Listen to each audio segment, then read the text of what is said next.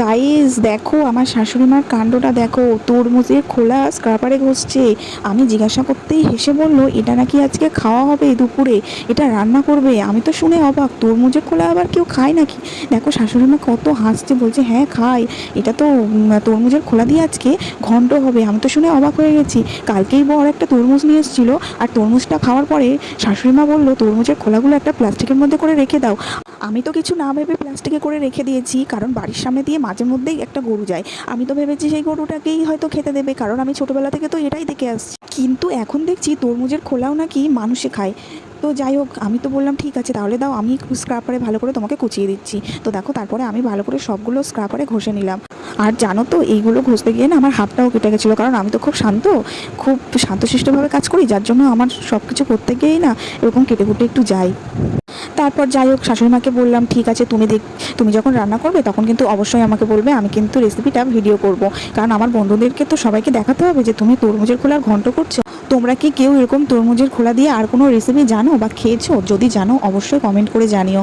সত্যি কথা বলতে আমি কিন্তু কোনো দিনও তরমুজের খোলার কোনো কিছুই খাইনি, এই ফার্স্ট টাইম খাবো। আমার কোনো অভিজ্ঞতা নেই, যে আমি জানিও না যে এরকম দিয়ে কোনো রান্না হয় বলে। তো যাই হোক মামুনি তো বলছে যে এরকম হয়, তো যাই হোক দেখি করুক, কেমন লাগবে সবটাই তোমাদের সঙ্গে শেয়ার করব। আর তোমরাও যদি জানো তাহলে অবশ্যই আমাকে কিন্তু কমেন্ট করে জানিও। তো তরমুজ তো খেতে ভালো লাগে, বাট এটা খেতে কেমন লাগবে, তরমুজের খোসাটা খেতে কেমন লাগবে আমি কিন্তু সেটা নিয়ে ভাবছিলাম। আর আমি ভাবছিলাম যে আমি অল্প একটুই নেব, কারণ কেমন লাগবে না লাগবে বুঝতে পারছিলাম না।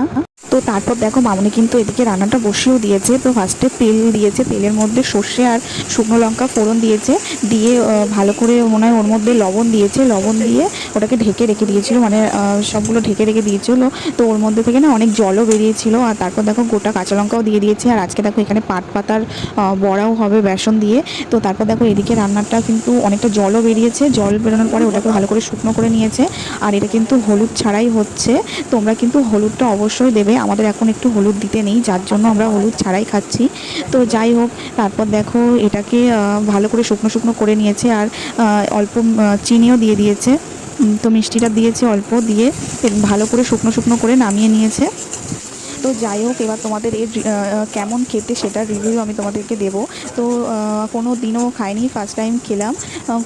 খুব ভালো বলবো না, খুব খারাপও বলবো না, মানে কেমন এক মিষ্টি মিষ্টি মতন এরকম টাইপের খেতে, খুব একটা ভালো লাগেনি আমার, আবার খুব একটা খারাপও লাগেনি, মোটামুটি লেগেছে। তো তোমরাও ট্রাই করতে পারো।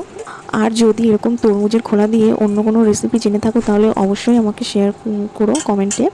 তো ভিডিওটা কেমন লাগলো অবশ্যই কমেন্ট করে জানিও। আর যারা আমার চ্যানেলে নতুন আছো তারা প্লিজ আমার চ্যানেলটাকে সাবস্ক্রাইব করে দিও আর নতুন নতুন ভিডিও দেখার জন্য। তো আজকের মতন টাটা, বাই বাই।